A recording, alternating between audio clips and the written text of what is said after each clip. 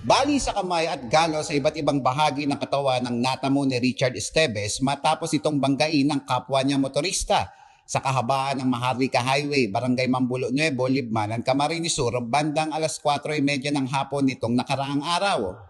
Ayon sa report, papauwi na sana ang rider nang bigla na lang siyang salpukin ng kapwa niya motorista. Pauli na ako.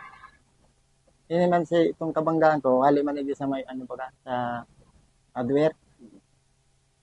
Si pagbalyo niya, strain itong sabat sa ko.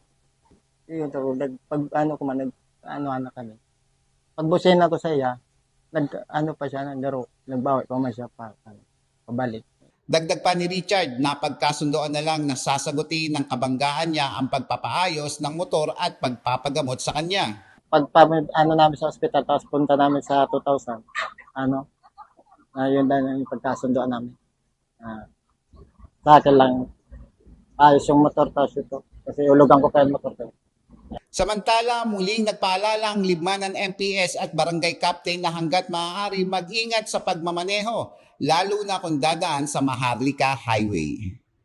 Hindi po sa pag-abot sa lugar niyo, kung pwede po mag-luwi-luwi sa naman o maski itong normal na dalagan lang. Dahil po mag-overtake sa tuta, diyan po talaga dakul na nakadisgrasya.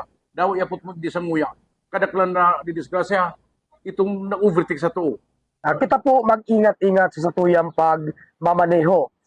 Talaga pong ang aksidente, kung minsan naabot sa tuya sa daytay na asahan na panahon, kaya po lang po dyan ay satuyang pag-iingat. Eli Balbin, CSN.